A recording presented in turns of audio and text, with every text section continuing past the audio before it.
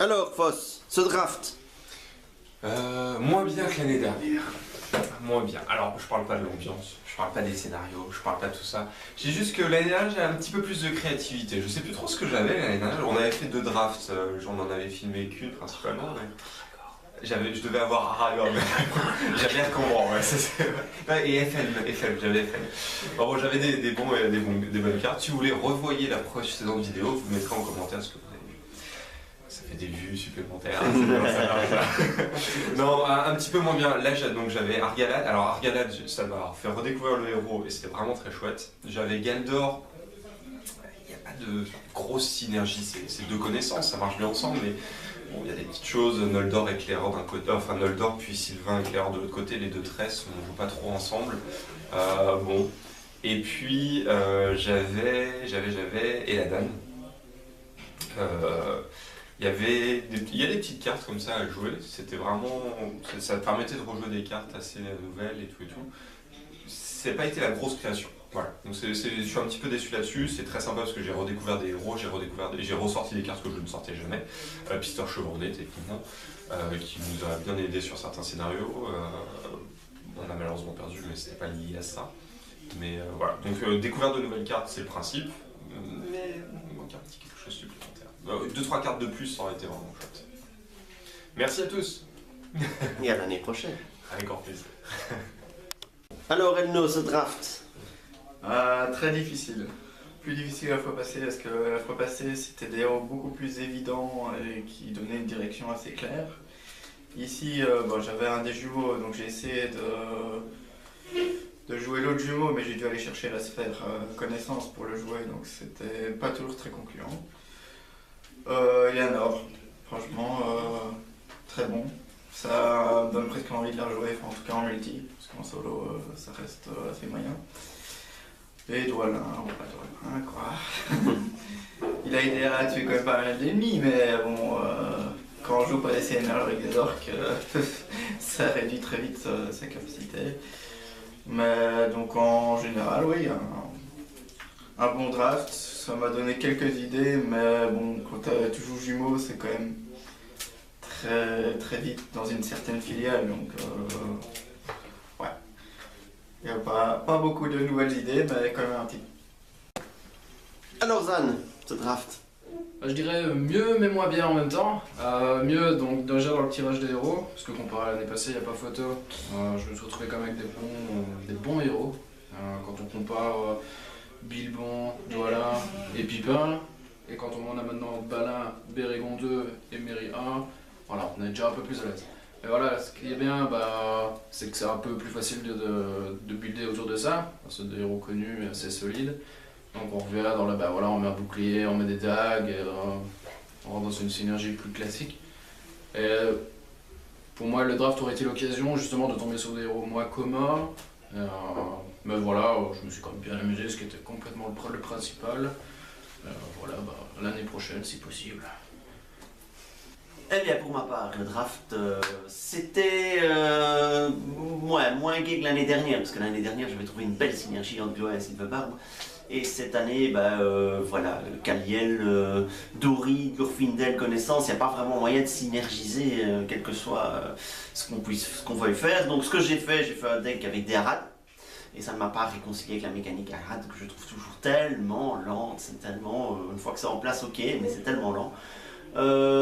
Dori, c'est lui finalement la bonne surprise de ce draft, parce que l'air de rien, il a 5 points de vie, il a 2 de défense, il est sentinelle, en multijoueur, il aide, il tank, de temps en temps il donne son bonus, c'est sympa, vous lui mettez un courage inattendu, il peut donner son bonus, il peut tanker, donc finalement ça m'a assez bien plu, c'est pas du tout un héros ultime, mais c'est agréable, dans des petites parties comme ça, un draft, il est très agréable, et puis Gurfindel Connaissance, j'étais un peu déçu de le piocher, parce que je le connais bien, j'ai beaucoup joué avec, il y a longtemps, et plus récemment j'avais refait un deck avec lui, donc j'ai rien mis comme carte à part la lame de Foncombe qui est sur lui, et Asphalot évidemment.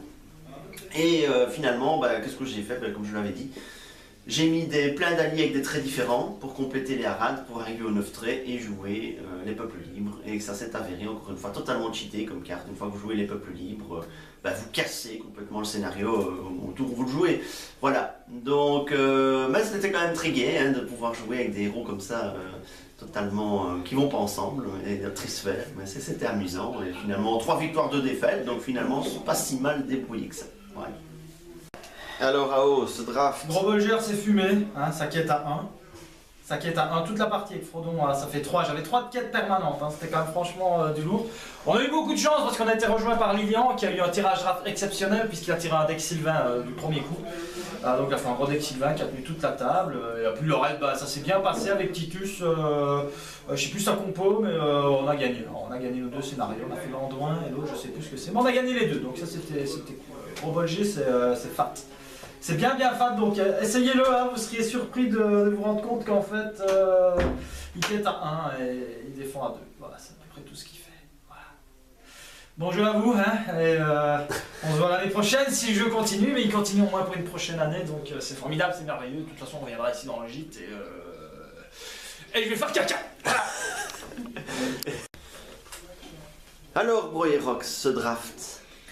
Eh ben écoute, très bien, donc j'avais un deck qui commençait assez haut en menace avec 33, donc sur la première partie sur Amandine, et ben malheureusement j'ai pris une traîtrise et une carton qui ont fait que j'ai pris 17 de menaces entre la phase de voyage et puis la phase de combat, donc j'ai fini par sauter à la menace, mais mon partenaire Emeline a vaillamment lutté jusqu'au bout et on a fini par sauver les villageois d'Amandine, donc excellent ressenti, excellente partie.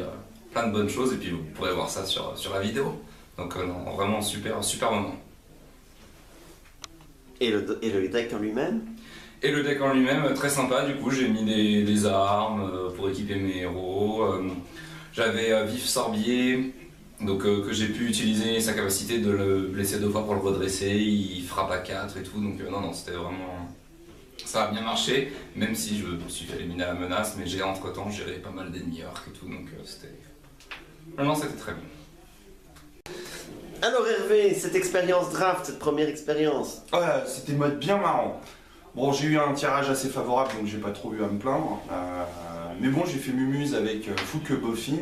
Le but, c'était de le défausser, de faire venir Prince Imraïl allié en jeu via attaque furtive, ce qui fait qu'il devient héros, qu'il n'est pas défaussé. Et après, j'ai fait un deck terre extérieure en lui mettant trait terre extérieure soit via l'épée du Morton, soit via, comment ça s'appelle déjà, Prince de Dame allemand. J'ai réussi à chaque fois, c'était assez marrant. C'est bien marré, voilà. Tu reviendras? Ah oui, si je peux, faudra que je négocie avec ma femme. Pour éviter le divorce. Nous lui transmettons le message. Merci. De rien. Alors Emeline, ce draft. Ah bah écoute, comme chaque année, c'était plein de surprises, et de bonnes surprises cette année, parce qu'au début, j'avais un petit peu tiré Pipin, énergie, la mort dans l'âme, et en fait, je me suis rendu compte que n'importe quel héros correctement équipé peut remplir son rôle de façon tout à fait satisfaisante. Par ailleurs, j'ai pu constater que Grima, une fois qu'on a la chance d'avoir une menace basse, ce qui est le cas avec Pipin, peut être très utile dans un deck trisphère pour jouer des cartes malgré tout assez coûteuses, au détriment de ses petits camarades de jeu, mais ça je m'en fous. Et sinon, Efhelm, je pense que c'est un héros qui est tout à fait utile, même si n'était pas dans la meilleure configuration sur cette partie ici, il a quand même rempli son rôle également, donc au final, je n'ai aucun regret que du contraire. Et j'ai eu la satisfaction de voir que Pipin a pu mettre la honte à Glorfindel sur la fuite du Mont Gram. Ça, c'était également une grande satisfaction personnelle, même si la partie n'a pas été filmée, mais elle aurait mérité de l'être. Donc voilà, au final, que des bons souvenirs. Absolument. Je suis témoin de cette partie, parce que c'est moi qui avais le Glorfindel, hein, et Pipin il se baladait, pendant que Glorfindel il galérait dans les cachots. Bon, voilà. Merci. Alors Titus, ce draft. Vous voyez, franchement, très sympa, ça faisait du bien de revoir tout le monde, donc ça c'est le côté très positif. Au niveau jeu, ouais, que des victoires, pas toujours simples, mais toujours plaisantes, on a pu un peu naviguer dans différents scénarios. Maintenant sur les héros, c'est un peu ça qui permet aussi de revoir. Mon Théodred, c'est vrai que je le joue très souvent. Le héros du corset que j'avais jamais joué de ma vie jusqu'à 2 ans et depuis, je suis un grand fan. Beorn, ouais, ça tape quoi. Beorn, arrêtez de voter contre ce héros au Hero Contest, s'il vous plaît, c'est de la bombe. Maintenant, le seul que je ne connaissais pas vraiment, Fast Trade. Ouais. On va dire que dans la composition que j'avais, jouer Fast Threat et Beorn, c'est antinomique. Quand il y en a un, il bastonne quand on encaisse et qu'on va chercher des ennemis. Et Fast Threat, le but est de le renvoyer dans la zone de cheminement pour diminuer sa menace. Donc les deux ensemble, pas top. Maintenant, on propose autre chose comme composition avec Fast Threat. Je suis sûr qu'il y a moyen de faire quelque chose de sympa, mais je pense que ça va être très spécifique. Donc, moi.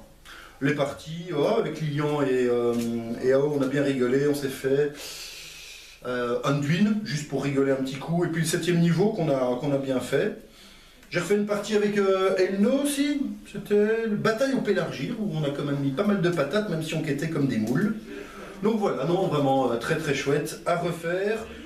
Ça y est, la malédiction a été brisée, c'est fini, les gros bolgeurs je les colle aux autres, les balins j'envoie chez les autres, et j'apprécie les voir en face et voir un joueur qui n'a pas l'air très à l'aise et qui passe son temps à se gratter la tête en disant mais que foutre avec gros bolgeurs. Voilà, c'était pas pour moi cette fois-ci. Donc sympa, vivement la prochaine, c'était génial. Merci chef.